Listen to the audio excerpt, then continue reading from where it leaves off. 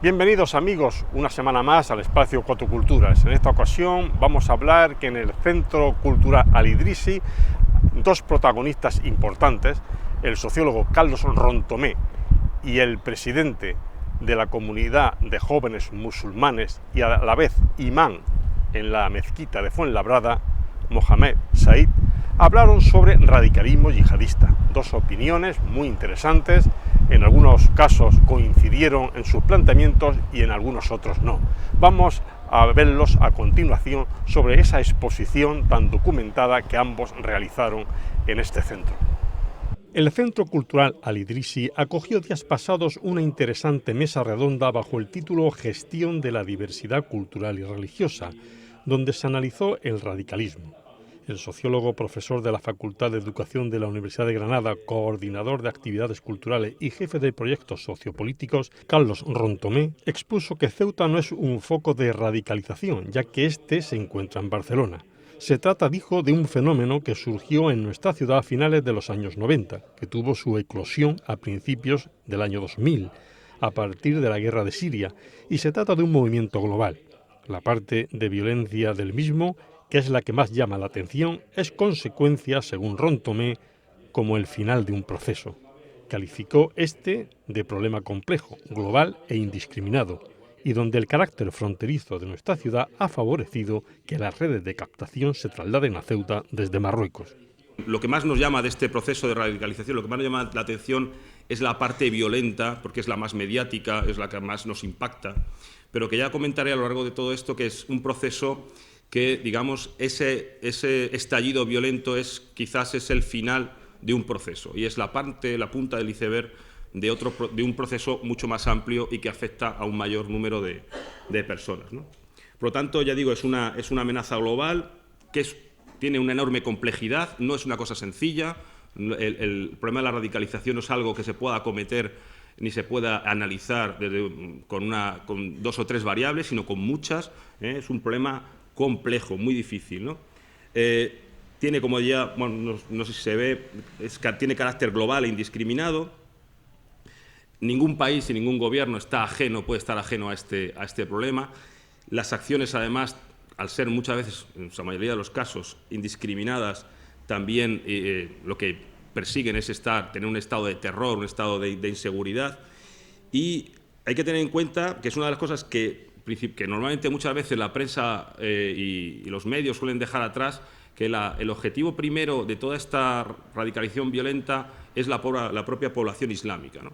Es una de las cosas que muchas veces parece que se obvian, ¿no? Pero realmente, dentro de esa radicalización violenta, el primer objetivo es precisamente esa población islámica que no acepta o que no acata esa visión del Islam. En Ceuta, vamos a hablar un poco de Ceuta, que quizás es lo que nos interesa realmente, ¿no? En Ceuta, por suerte, tenemos dentro de ese proceso de radicalización, pues afecta a una proporción muy pequeña de población, por suerte. ¿Cuándo comienza ese proceso? ¿Cuándo comienza a hacerse visible? Bueno, pues comienza a hacerse visible a partir de los años 90. A partir de los años finales de los 90 comienza en la ciudad algo novedoso, es decir, algo novedoso en el sentido de que no había existido antes. La comunidad musulmana de Ceuta llevaba unos decenios ya implantada, sin embargo esto aparece como algo relativamente nuevo, ¿no? Como algo nuevo. Tiene que ver, ya digo, con movimientos globales, es decir, una de las cosas que tenemos que tener en cuenta es que no vivimos una burbuja, sino que vivimos en un mundo globalizado donde todo está conectado, ¿no? Y donde muchas influencias, somos vulnerables a ese tipo de influencias, ¿no? Comienza, ya digo, a partir de finales de los 90 y se va produciendo se van viendo una serie de indicios de que ya a principios de la década de los 2000 pues hay unas corrientes dentro de la ciudad bastante importantes que están llevando a cabo labores de captación y sobre todo de radicalización. Una cosa que hay que tener en cuenta cuando hablamos de radicalización, no relacionemos, por ejemplo, rigorismo religioso con radicalización. Son dos cuestiones distintas. En muchas ocasiones, un espacio de rigorismo religioso puede propiciar una radicalización, pero no son vasos comunicantes, ¿no? Es una de las cosas que hay que tener en cuenta, ¿no? ¿Qué problema tenemos? ¿Cuándo, digamos, eclosiona este problema de la radicalización en Ceuta? Pues eclosiona a partir de que ya digo que había habido ya una serie de hechos que nos estaba indicando este proceso, pero cuando da, digamos, la visibilidad más importante es a partir de la guerra de Siria, que es cuando parece que de repente esto que algunos analistas llaman una guerra de moda, ¿no?, que comienza a convertirse en una especie de polo de atracción y comenzamos a ver cómo estas redes de captación funcionan mucho más rápido y el proceso de radicalización nos parece que afecta a más población. Una de las cuestiones que tenemos en Ceuta es nuestra peculiaridad geográfica, es decir, dónde estamos situados. El hecho de ser frontera con Marruecos tiene elementos positivos y otros no tan positivos. Es decir, siempre he defendido que, por ejemplo, la permeabilidad con la frontera marroquí es, por un lado, digamos, es un factor que rebaja tensiones. Y por otro lado, en este caso, en el caso de la radicalización, sin embargo, esa permeabilidad ha permitido que muchas redes hayan trasladado sus lugares de captación precisamente de las zonas medias de Marruecos al norte, ¿no? O sea que digamos que ha habido un interés por acercarse a Ceuta, ¿no? Aparecen constantemente, ya lo veis en la prensa, el tema de la proporción, que es cierto que es una proporción elevada de personas detenidas con esta relación que han residido o que son naturales de Ceuta, pero una de las cosas importantes que tenemos que tener claro es que no somos un foco de yihadismo. Es decir, el problema de la radicalización en Ceuta es un problema, evidentemente, pero es un problema muy pequeño todavía, por suerte, ¿eh? De hecho, por ejemplo, la zona donde tiene más actividad de este tipo es Barcelona, la provincia de Barcelona, y hay otras zonas de Levante donde hay una actividad similar, ¿no? Bueno, otra de las cuestiones que, no quiero alargarme mucho, una de las cuestiones que hemos visto de los perfiles a lo largo del tiempo es del tipo de personas que están siendo captadas por estas redes, cómo han ido cambiando. Es decir, mientras que, por ejemplo, a finales de los 90, a principios de la primera década del siglo XXI, el perfil habitual era un chico joven, de menor de 30 años, sin trabajo, con familias a lo mejor un poco desestructuradas o niveles educativos bajos, pues todo eso ha ido cambiando. Eso se ha ido modificando y ahora nos encontramos con perfiles muy variados. Es decir, nos encontramos con chicos y con chicas, con personas que son captadas, que se han radicalizado y que incluido mujeres, que es una novedad también, y que no tienen ese perfil, sino que ya tienen un perfil mucho más amplio. Estamos hablando de personas que tienen su familia, que están casados, que tienen hijos, que tienen trabajo. O sea, hemos visto que el perfil ha cambiado y ya no solamente afecta a personas muy vulnerables por su situación social, sino también a otras, ¿no? Bueno, los condicionantes. Yo quería simplemente apuntar un poco los condicionantes de por qué se produce la idea del coloquio era hablar un poco de las causas y de las consecuencias, ¿no? Las causas ya digo que son complejas, son muy difíciles de identificar, no hay una sola, ¿no? Hay muchas, ¿no? Pero hay una que es importante y es la cuestión identitaria, es decir, ¿dónde estamos situados? ¿Quiénes somos? Una de las cosas que aparecen habitualmente cuando vemos los perfiles de aquellos que han sido captados o aquellas personas que se radicalizan, observamos que, como por ejemplo, se trata de musulmanes de segunda, tercera generación con respecto a sus padres que a lo mejor eran inmigrantes en los países de acogida, ¿no? Hay un problema identitario. Muchos jóvenes tienen un problema identitario. Muchas veces se comenta que por qué en Ceuta no se había dado como se había dado, por ejemplo, en otros lugares de Europa, ¿no? o en España, ¿no? Precisamente porque no existían esas segundas, terceras o cuartas generaciones, ¿no? En el caso de Ceuta sí existían, ¿no? ¿Cuál ha sido el condicionante? Aparte del identitario, es esa influencia externa, ¿no? Que ahora veremos, ¿no? Otras de las condicionantes, aunque no es un determinante, pero yo siempre lo apunto como un escenario poco favorable, es el hecho de que una parte importante de la población musulmana se concentra en determinados barrios, lo que los Los especialistas en demografía hablan de barrios étnicos o banlieue en Francia, ¿no? Es decir, esa concentración en barrios, en determinados barrios, parece un entorno poco favorable para evitar la radicalización, aunque ya digo que no hay una relación directa, ¿no?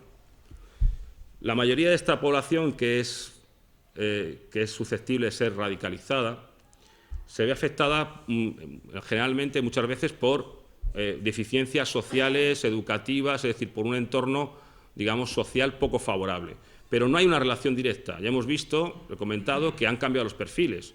Hace poco sabéis que se detuvo una chica aquí en Ceuta, una chica que tiene sus estudios, una familia perfectamente estructurada, de clases medias, que no, trabajando, o sea, rompía todos esos estereotipos. Es decir, eso ha cambiado, se ha modificado bastante en los últimos años, ¿no? Una de las cuestiones importantes, desde mi punto de vista, es que la mayoría de ellos son novatos religiosos. Es decir, muchos de estos captados o radicalizados son lo que se llama novatos religiosos, es decir, conocen poco su propia religión. Son poco conocedores de su religión. Por eso son más fáciles de penetrar, más fáciles de convencer, ¿no? Es algo que se ha visto aquí en España, por suerte, estamos en unas fases posteriores de todo este problema, pero en otros lugares, como el Reino Unido, por ejemplo, o Alemania, pues se ha observado precisamente que aquellos jóvenes que tienen un conocimiento más profundo de su religión son mucho más duros, mucho más difíciles de penetrar en esas nuevas ideas o esas ideas más radicalizadas, ¿no?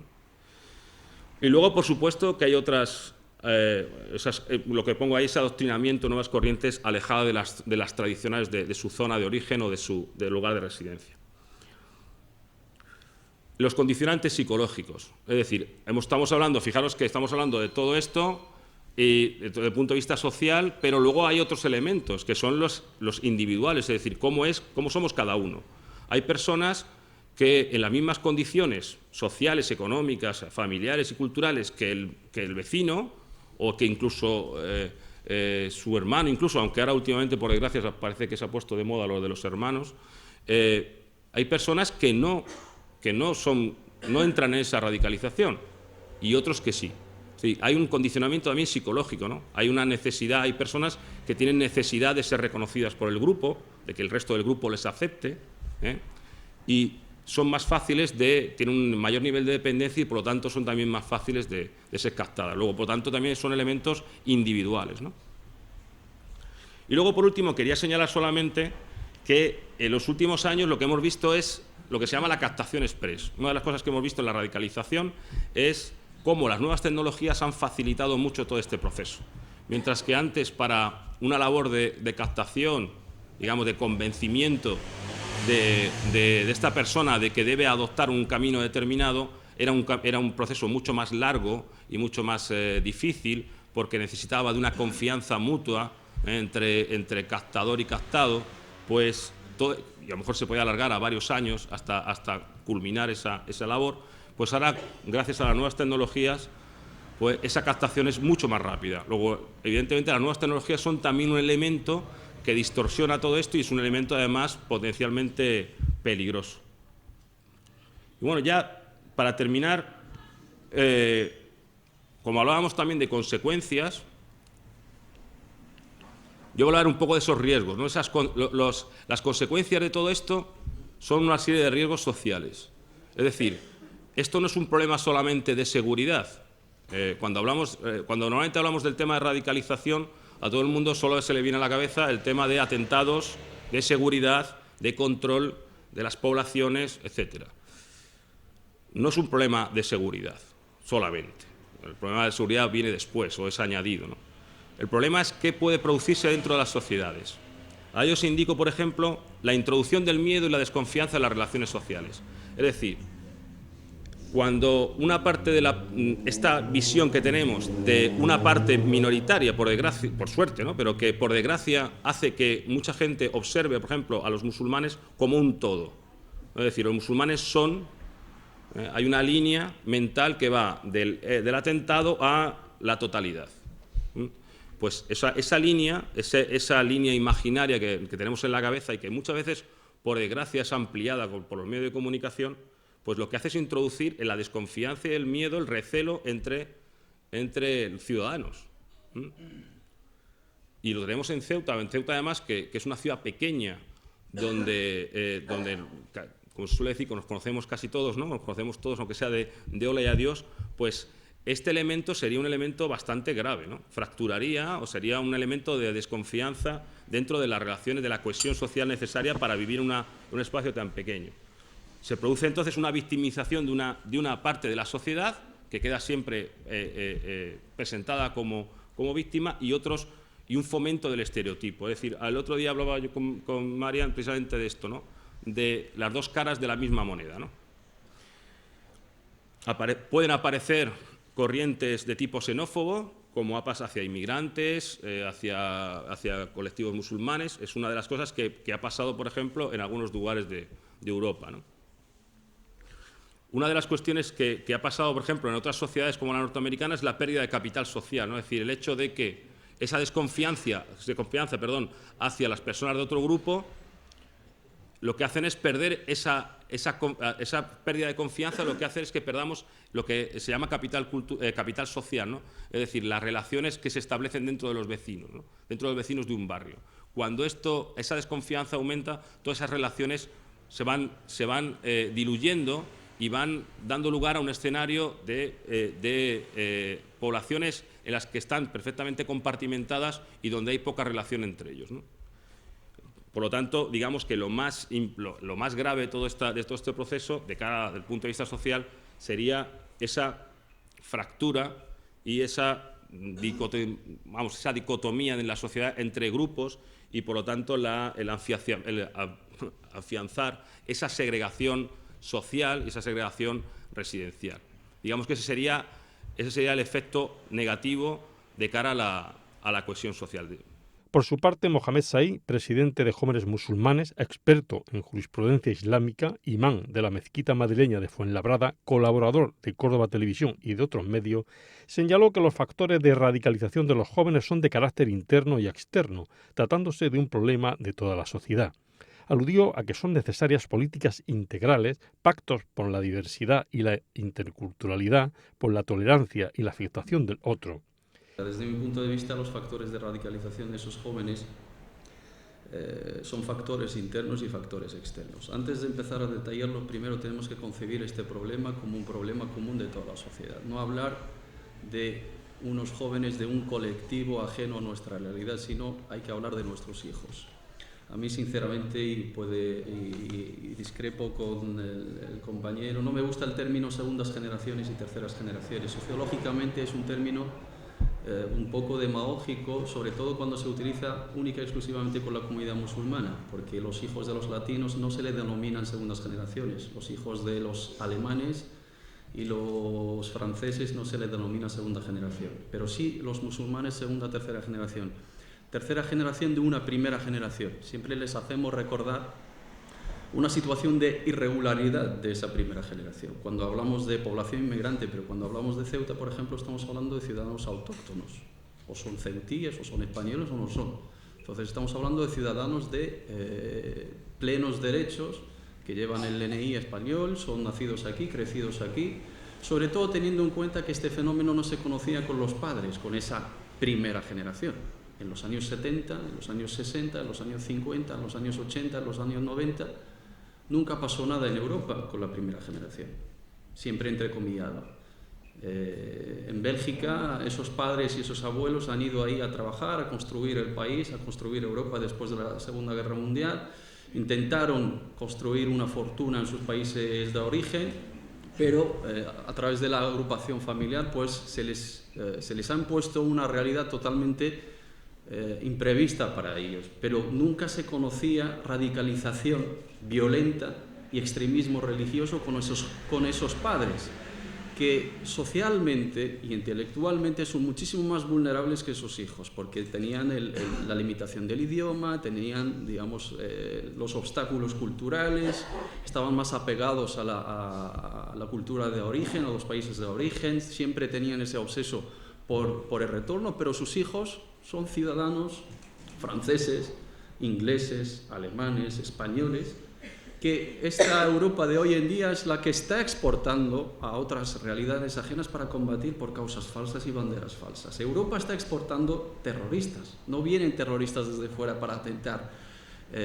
directamente en Europa, sino Europa está mandando combatientes que son sus hijos, nacidos en sus hospitales, crecidos en sus escuelas, educados en su sistema educativo, viendo los dibujos animados de sus medios de comunicación, las series televisivas de los medios de comunicación, las noticias de los medios de comunicación, los titulares de los periódicos, son ciudadanos europeos. Algo falla. Entonces, si es un problema común y lo concebimos desde esa perspectiva, podemos hablar de soluciones y hacer un análisis profundo y no simplemente achacarlo al aspecto ideológico, extremismo religioso, captación, vulnerabilidad social, vulnerabilidad intelectual y espiritual. Sí, son factores. Como dijo don Carlos, efectivamente es un tema muy extenso y muy complejo y hay que hablar de muchísimos factores y hacer un análisis profundo. Pero lo primero que tenemos que hacer, creo, para establecer una base común es partir desde el concepto de que es nuestra realidad, son nuestros hijos, son nuestros niños, son nuestros ciudadanos.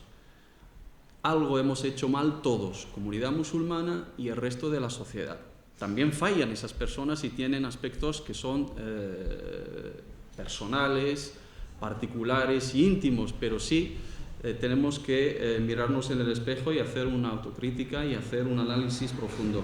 Factores internos rápidamente es el aspecto personal, el aspecto de la formación, el aspecto familiar, social, económico y comunidad musulmana en lo que respecta al tema de la religión. Y factores externos, sociedad, sistema educativo, medios de comunicación, instituciones públicas, políticas estatales, situación política internacional, los conflictos internacionales tienen mucho que ver y luego, por último, llegan el espacio donde se cuece todo esto, que son las redes sociales o en general el mundo virtual descontrolado totalmente. A nivel personal, coincido totalmente con el aspecto de la crisis identitaria. Nuestros jóvenes, sobre todo los que pertenecen a la comunidad musulmana y en general, hoy en día este fenómeno es más extendido a nivel de toda la juventud, es el problema de la crisis de identidad. ¿Quién son esos jóvenes? Claro, en los medios de comunicación se les llama segunda generación, tercera generación. Él lleva el DNI.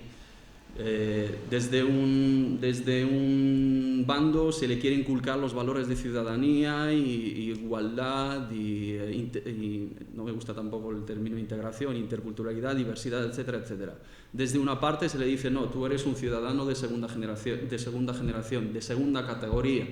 Tú eres hispano-marroquí, hispano-sirio, hispano-palestino, hispano-argelino. No, tú eres moro, tú eres mora. ¿Cómo puedes ser española y llevas velo? ¿Cómo puedes ser español y te llamas Mohamed?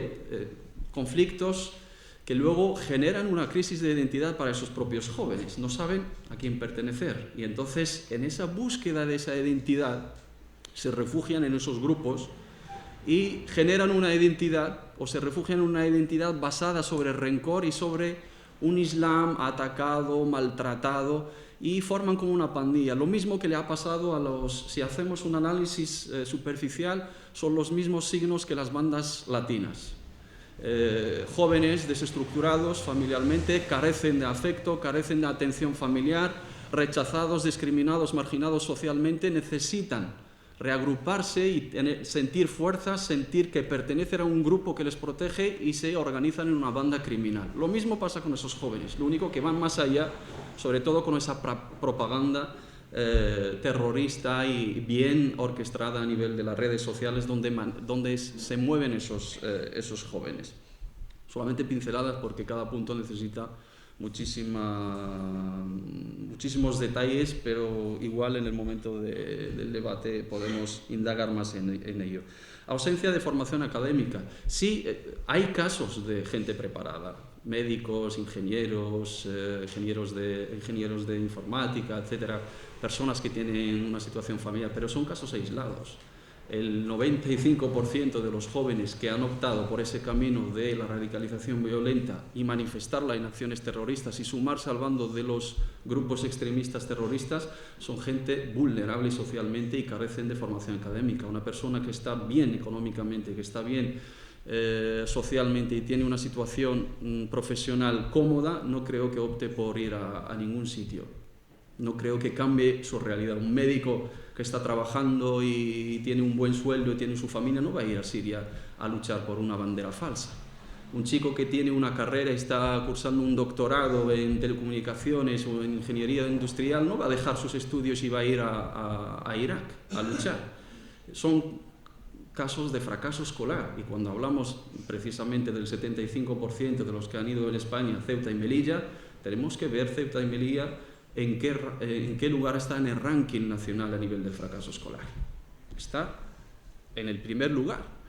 A nivel de desempleo está en el primer lugar. Entonces son factores totalmente relacionados. Quien no quiere ver esa realidad creo que se miente a sí mismo. Entonces, importante el tema de la carencia o la ausencia total de la formación académica, fracaso escolar, por supuesto, y carencias de formación religiosa. Me gusta el término de novatos religiosos. Efectivamente, no tienen ninguna formación religiosa. Son totalmente vulnerables en el aspecto religioso espiritual. No conocían la religión. Muchos de ellos eran delincuentes, eran gángsters, eran criminales, eran fichados por la policía, han estado en la cárcel, han traficado con drogas, han traficado con armas, y luego de la noche a la mañana le ves con una barba, con un turbante, con una bandera que pone no hay más Dios que Allah y el profeta es su mensajero, y con una Kalashnikov, intentando buscar unas experiencias exóticas de adrenalina porque ha probado de todo, entonces necesita algo más. Ha estado en la cárcel, ha matado, ha traficado, entonces no le llena nada de eso, entonces ve en esos vídeos que ve por internet pues otra experiencia maravillosa para desarrollar, justificada por la religión. Y también les venden la historia de que a través de esas acciones y sumarse a ese bando van a limpiar ese pasado de pecador. Has hecho esto y esto y esto, súmate al bando de los combatientes que luchan por la causa de Allah, y así te purificas y limpias tus pecados para buscar la complacencia de Dios y buscar el paraíso. Por lo tanto, tienen una vulnerabilidad religiosa y espiritual muy, muy importante. A nivel familiar, situaciones familiares desestructuradas totalmente. Hemos estudiado casos y hemos hablado con casos de familia totalmente desestructurada, divorcio, maltrato entre los padres, rechazo por alguno de los padres. Entonces esos jóvenes no tienen afecto, no tienen cariño en sus hogares, lo están buscando en otras realidades. Choque generacional también es importante. Los padres tienen una mentalidad, han vivido una realidad totalmente diferente, y estos jóvenes pues tienen ciertas necesidades que no se identifican con ellas sus padres. Y la marginación social, en sus propios, claro, la política de los guetos, los barrios marginados, la concentración de la comunidad musulmana en lugares determinados, pues eso ha generado una discriminación social que ha generado un odio hacia la propia sociedad. Esos jóvenes no se sienten de aquí. Llevan el DNI francés. Los hermanos Kouachi son hijos de la República. Estaban en un centro de menores desde los 10 años. Los ha educado la República Francesa, no los han educado ni siquiera sus padres. Entonces, ¿qué es lo que le lleva a dos jóvenes criados por el propio Estado llegar hasta el extremo de querer hacerle daño y atentar y matar a gente? Se ha generado tanto odio y tanto rechazo en el corazón de esos jóvenes, en base a algo, en base a una discriminación, a una marginación, a un maltrato, a un mensaje islamófobo, un mensaje discriminatorio en los medios, que luego justifican esos grupos extremistas y luego a través de ello buscan el apoyo de esos jóvenes. Perfil delictivo: personas, como he dicho anteriormente, han estado en la cárcel, han hecho de todo, por lo tanto matar a una persona más, han matado a 100, pues matar a uno, degollarle delante de una cámara, pues es lo de menos. Y falta de recursos económicos y desempleo. Cuando hablamos del caso de Ceuta y Melilla, está claro que el fracaso escolar, sumado al tema del desempleo y los pocos recursos económicos, hoy en día el ISIS paga a sus combatientes $300. $300 un chaval del barrio de Lavapiés en Madrid, por ejemplo, por no estigmatizar a barrios aquí en Ceuta y Melilla, pues no los puede conseguir sino traficando o trabajando y no tiene prestaciones sociales, pero si va ahí le dan $300, le dan una casa, le casan y aparte va a vivir una experiencia exótica, ¿no? Va a tener un 4x4, un armamento, etcétera. Por lo tanto, es un atractivo para esos jóvenes y hay una propaganda importante en Internet para captarles desde la parte económica, los botines, cuando abren ciudades luego se hacen fotos y se graban vídeos en piscinas, en mansiones y esos jóvenes pues les hace ilusión llegar a eso y mandar vídeos a sus colegas, ¿no? La comunidad musulmana, haciendo también autocrítica y analizando el factor de la comunidad musulmana, la ausencia del papel de la mezquita. No se radicaliza en las mezquitas, aunque se diga en los medios de comunicación, porque los radicales no van a las mezquitas. Y esos jóvenes no van a las mezquitas. Primero porque carecen del idioma vehicular, no saben árabe, no dominan bien el árabe. Igual en Ceuta aquí todavía se mantiene, digamos, la lengua materna darija y hay esfuerzos en enseñar el árabe. Por ejemplo, hablando de la península, las nuevas generaciones no tienen un dominio de la lengua árabe, no tienen un manejo de la lengua árabe. Los sermones y las charlas en las mezquitas se dan en lengua árabe. Entonces esos jóvenes no entienden nada. Cuando tienen esa nostalgia y esa adolescencia religiosa y quieren llenar ese vacío espiritual, van a Internet. Y ahí caen presas fáciles en manos de esos reclutadores, porque no entienden el mensaje religioso. Por lo tanto, aquí el papel de la mezquita está totalmente ausente y hay que recuperarlo, ¿no? Hay que volver a darle efectividad. El doble discurso también que tienen los musulmanes, que tenemos los musulmanes, porque dentro de la mezquita predicamos un mensaje y fuera, no en todas, pero lamentablemente es una realidad que existe. Dentro de la mezquita decimos, fuera de la mezquita llamamos a la convivencia, el papel de la mujer, la igualdad, la misericordia, el tal, y cuando en nuestros círculos cerrados, en algunos, pues no se mantiene ese espíritu conciliador, sino empezamos a hablar de los otros y nosotros, los incrédulos, los infieles, los musulmanes y no musulmanes, la separación, etc, etc, etc. Entonces eso es un doble discurso que también confunde a esos jóvenes y a la hora de buscar la realidad pues caen en manos de gente que les dice no, el mensaje verdadero es que somos nosotros la verdad y buscamos establecer la voluntad de Allah y todos los demás son infieles y están en contra de nosotros y somos atacados, etcétera, etcétera. Ausencia de un Islam institucional. No tenemos representación efectiva aquí en España. Aquí en Ceuta, por ejemplo, me consta que hay 40 y pico mezquitas. ¿Quién habla en nombre de esas 40 y pico mezquitas? ¿Quién, en un momento dado, si la comunidad musulmana quiere pronunciarse oficialmente sobre un aspecto, quién emite un comunicado? Una parte u otra. ¿Cuántas federaciones hay? A nivel de España tenemos ahora prácticamente 60 y pico federaciones. Tenemos una comisión islámica totalmente inoperante, 20 y pico años de problemas, una cabeza, bueno, bicefalia hasta hace muy poco después del decretazo. Creo que esos temas no lo domináis la mayoría porque son temas reservados a la élite, ¿no?, del trabajo islámico aquí en España. Lamentablemente no tenemos una representación institucional. Necesitamos un Islam institucional, oficial. No un Islam a la española, a la francesa, a la inglesa, como dicen algunos, sino un Islam oficial, una institución que se pronuncie en temas críticos, vitales, pero de manera oficial. Que esos jóvenes sepan que hay un organismo que les representa, que hay una divergencia respecto al tema de Ramadán, pues la institución islámica oficial se va a pronunciar. El Eid, lo mismo. Temas jurídicos, lo mismo. Y falta de referencias juveniles. Esos jóvenes cuando buscan referentes en su realidad, pues hay muy pocos en España, lamentablemente, y en Europa, pues, o no están presentes en los medios, no están presentes en las redes sociales, entonces buscan héroes, buscan imágenes, perfiles a seguir, y entonces ven los vídeos del ISIS y de Al-Qaeda, de Al-Nusra, y entonces les llaman más la atención. Y el peligro de Internet, la fuente de información fiable no existe dentro de la comunidad musulmana, no hay centros de formación homologados. La enseñanza de la religión islámica no es generalizada a nivel nacional. La que se aplica o en los lugares donde se aplica carece de muchas cuestiones y tiene muchas deficiencias, con todo respeto del mundo al currículum, a quien lo ha hecho y a quien lo está aplicando.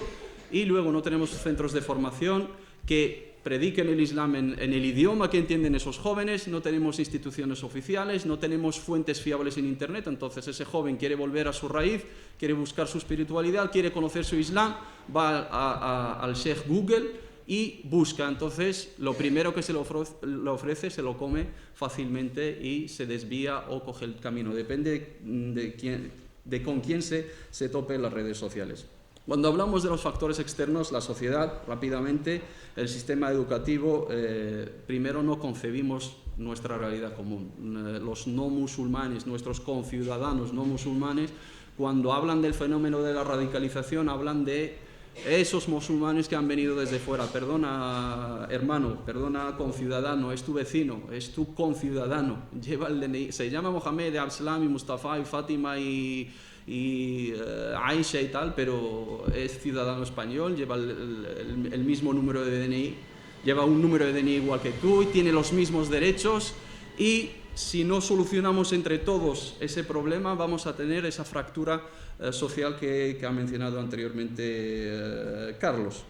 Discriminación, por supuesto hay discriminación en los medios, en los puestos de trabajo, en las escuelas, en las universidades. Bueno, igual aquí no tenéis este problema en Ceuta y Melilla, pero por ejemplo una joven musulmana nacida en Madrid, en el Hospital Infanta Leonor o en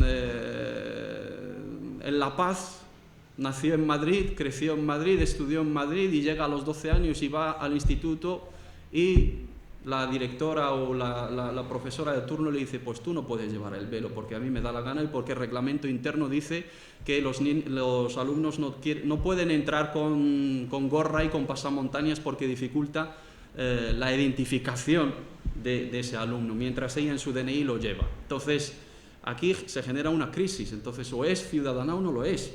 Luego la Constitución española, el artículo 6, la Ley Orgánica de Libertad Religiosa, acuerdos de cooperación con la Comisión Islámica, con la comunidad musulmana, todo eso se queda en papel mojado. Cuando vamos a la realidad, rompen tu currículum porque llevas un apellido árabe, te ven con velo, no te dan el puesto de trabajo, vas a hacer unas prácticas universitarias y no te aceptan porque llevas velo. Entonces, ¿en qué quedamos? Eso es discriminación y eso no normaliza el hecho religioso y le da argumentos a los extremistas para decir: pues os rechazan en vuestros propios países, los infieles os rechazan, vuestras sociedades os rechazan, os odian por ser musulmanes, sumaros a nuestro bando, sumaros a nuestro grupo, buscar esa identidad islámica en nosotros y nosotros os vamos a ofrecer fuerza, apoyo logístico, etc. Tenemos que luchar para educar en valores de ciudadanía y diversidad y interculturalidad. Y luego los medios, mensaje totalmente irresponsable, un mensaje irresponsable, confusión de términos, yihadismo a diestro y siniestro, salafista a diestro y siniestro, islamista a diestro y siniestro, radical hay que matizar, porque tú cuando le llamas a ISIS una organización yihadista, le estás haciendo un grandísimo favor, le estás legitimando. Ellos lo que buscan es eso, buscar esa legitimación religiosa. Ellos dicen que están haciendo la yihad, nosotros como musulmanes decimos que eso no es yihad, y vienes tú como medio y dices yihadismo. Claro, es lo que quieren, le estás regalando lo que buscan, se están jactando de nosotros porque han conseguido lo que quieren, porque ellos dicen: nosotros estamos haciendo la yihad. No, eso no es yihad para nosotros los musulmanes. Y darle voz a la comunidad musulmana para que lo diga un medio no musulmán occidental. Para ellos eso es una justificación porque les están atacando. ¿Veis? Nos atacan porque hacemos la yihad, nos atacan porque defendemos la causa, pero si sale la propia voz musulmana institucional reconocida y dice: estos no son yihadistas, estos no forman parte de los musulmanes, estos no representan el Islam, tiene más peso. Nosotros les desautorizamos por dentro y hay que dar voz a la comunidad musulmana. Se habla de los musulmanes, todos los canales hoy en día hay debates. Las televisiones generalistas todas hablan de musulmanes y traen a especialistas en el mundo árabe y en el mundo islámico, que en su vida han pisado un país árabe ni islámico, no saben la realidad del Islam ni de los árabes y hablan en nombre de Islam. ¿Y dónde está la voz musulmana? Se habla de imames, no está ningún imam en esa mesa de debate. Se habla de jóvenes musulmanes, no está ningún joven en esa mesa de debate. Se habla de la comunidad musulmana, no está ningún representante de la comunidad musulmana. Hablan en nuestro nombre, nos tachan de todo, nos ponen todas las etiquetas y luego esos jóvenes ven esos medios. Series que estigmatizan, tópicos, estereotipos, algunos basados sobre la pura ignorancia y desconocimiento, pero algunos están orquestados y responden a una estrategia islamófoba. Tenemos que ser más responsables porque el extremismo se alimenta de la islamofobia se alimenta del extremismo, se retroalimentan ambos conceptos y no tenemos que brindarles ese favor a los extremistas en un bando y en un otro. A nivel institucional público, pues echamos en falta políticas integrales. Se habla de pactos antiterroristas, necesitamos pactos por la convivencia, pactos por la diversidad, pactos por la interculturalidad, pactos por el reconocimiento del otro, la aceptación del otro, la tolerancia y no generar odio digamos, generar una psicosis. Estamos hablando de 100 y pico jóvenes que han ido. Los musulmanes son 2 millones, no llegan ni siquiera al 1% los que han ido. Por lo tanto, tampoco es un fenómeno extendido, es preocupante a tener en cuenta, pero tampoco para alarmar toda la sociedad y generar un miedo profundo. Ambos intervinientes coincidieron en señalar que la falta de formación y la educación religiosa, en definitiva, la falta de identidad cultural de algunos jóvenes, convierten a muchos de ellos en potenciales víctimas de las redes de captación yihadistas, aprovechando estas carencias. Un terreno abonado que aprovechan con la manipulación que utilizan para captarlos. Un centenar de personas asistieron a este acto dirigido a la población joven y adolescente para ofrecerles mecanismos de cara a una identidad cultural sólida.